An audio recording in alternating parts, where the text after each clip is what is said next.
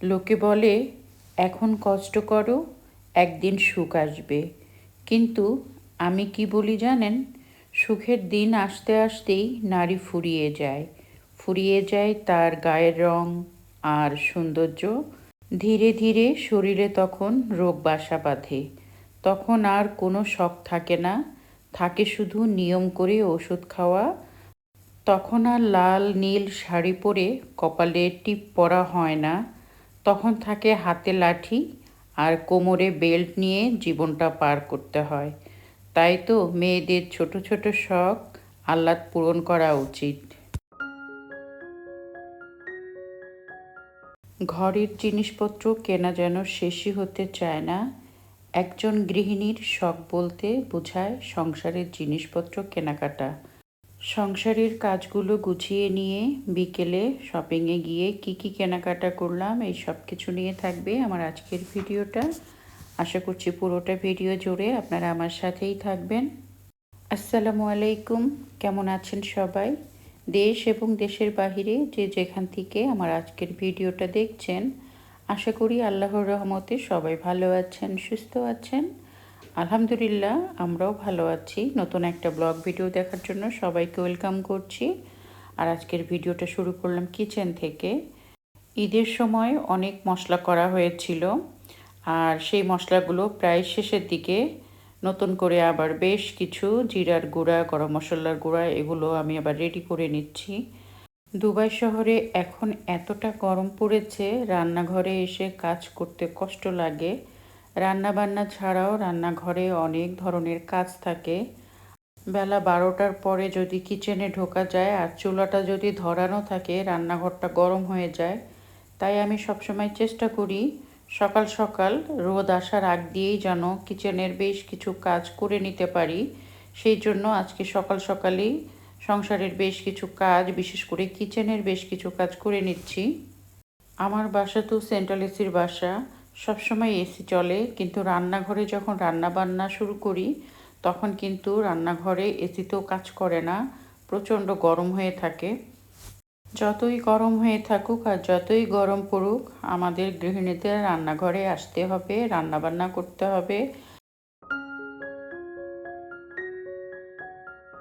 ভিডিওর এই পর্যায়ে এসে সেই পুরনো কথাটা নতুন করে আবার মনে করিয়ে দিচ্ছি। যারা ভিডিওটা দেখা শুরু করেছেন, প্লিজ ভিডিওতে একটা লাইক দিয়ে ভিডিওটা কন্টিনিউ করবেন। আর ভিডিওটি দেখতে দেখতে যদি কোনো অংশ ভালো লেগে যায় তাহলে আমার চ্যানেলটি সাবস্ক্রাইব করে আমার পাশে থেকে যেতে পারেন। আর আপনি যদি অলরেডি এই কাজটি করে থাকেন, আপনাকে অসংখ্য ধন্যবাদ।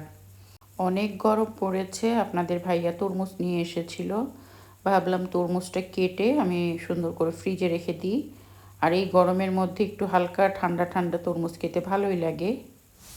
আর এখন জিনিসপত্রের যেই দাম, এতটুকু একটা তরমুজ কিনে নিয়ে এসেছি 12 দিরহাম দিয়ে। একটা বড় তরমুজের 1/4 ভাগ নিয়ে এসেছি আমি। এই এতটুকু তরমুজের দাম 12 দিরহাম। আসলে এখন সব জিনিসের দাম এতটাই বেড়ে গিয়েছে, কল্পনার বাহিরে।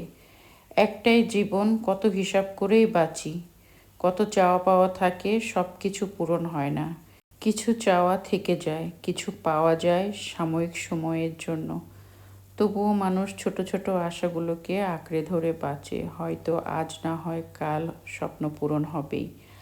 আর এভাবেই কেটে যায় দিনের পর দিন। যেভাবে জিনিসপত্রের দাম বাড়ছে, এতে করে দুবাই শহরে অনেকের জীবন কিন্তু অনেক কষ্টে কাটছে। বিশেষ করে খাওয়া দাওয়া জিনিসপত্রের দামগুলো একটু তুলনামূলকভাবে বেড়ে গিয়েছে। আর এই গরমের ভিতরে বেশি মশলা জাতীয় জিনিস খেতে একদমই ইচ্ছে করছে না। তাই ভাবলাম অনেকগুলো সবজি ছিল ঘরে, সব কিছু কেটে রেডি করে নিয়েছি। এখন একটা সুন্দর করে সবজি রান্না করব। আর এই সবজিটা রুটি, ভাত, পরোটা সব কিছুর সাথে খাওয়া যায়। ভেবেছিলাম এই সবজির রেসিপিটা শেয়ার করব, কিন্তু ভিডিও অনেক বড় হয়ে যাবে, সেই জন্য আর শেয়ার করতে পারলাম না। জাস্ট দেখিয়ে দিচ্ছি, দুপুরবেলা আমার খুবই সিম্পল খাওয়া দাওয়া ছিল, ইলিশ মাছ ভুনা আর সবজি। এই ছিল আজকে দুপুরের খাওয়া দাওয়া। দুপুরে খাওয়া দাওয়া শেষ করে আজকে আবার যাব একটু মার্কেটের দিকে। আর মার্কেটে যেয়ে কী কেনাকাটা করি সেগুলো আপনাদের সাথে শেয়ার করব।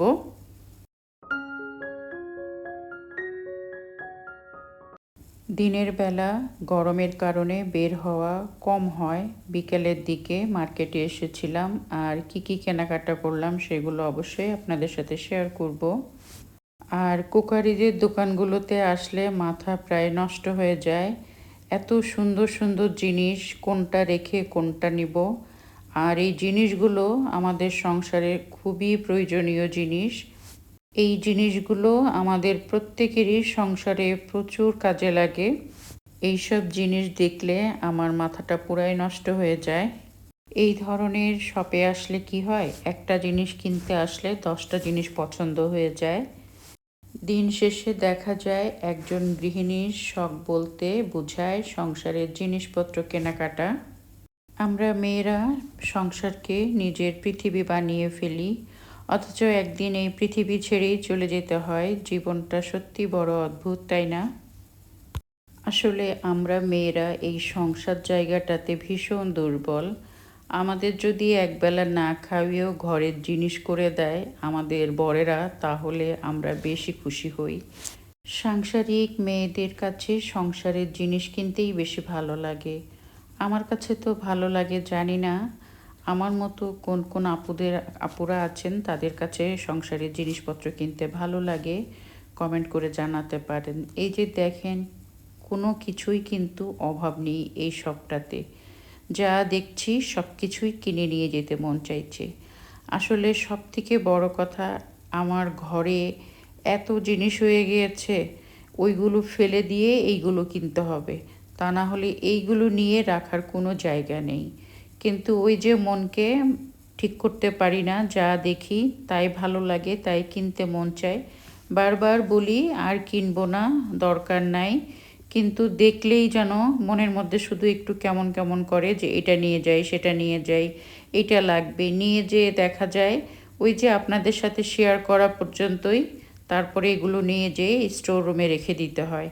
তারপরে দেখা যায় মাসকে মাস ওখানেই থাকে। কবে একটু মনে পড়ে আবার বের করে সেগুলো আপনাদের সাথে আবার শেয়ার করি যে আমি কি কি ধরনের জিনিসগুলো নতুন কিনেছিলাম সেগুলো ব্যবহার করছি।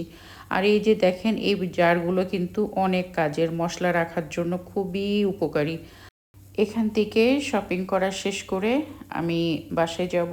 বাসায় যেয়ে আপনাদেরকে দেখাবো আমার খুবই প্রয়োজনীয় এবং শখের কিছু জিনিস আমি এখান থেকে আজকে নিয়ে নিয়েছি। আর এই জিনিসগুলো আমার কাছে খুবই ভালো লেগেছে, যার কারণে কিনেছি। খুব একটা বেশি প্রয়োজন না, তারপরও আবার দেখলে ভালো লাগা থেকেই মনে হচ্ছে এটা আমার খুবই প্রয়োজন। আর সেই প্রয়োজনীয় জিনিস তো রেখে আসা যায় না, তো কিনেই ফেললাম। কিনে নিয়ে এসেছি বাসায়।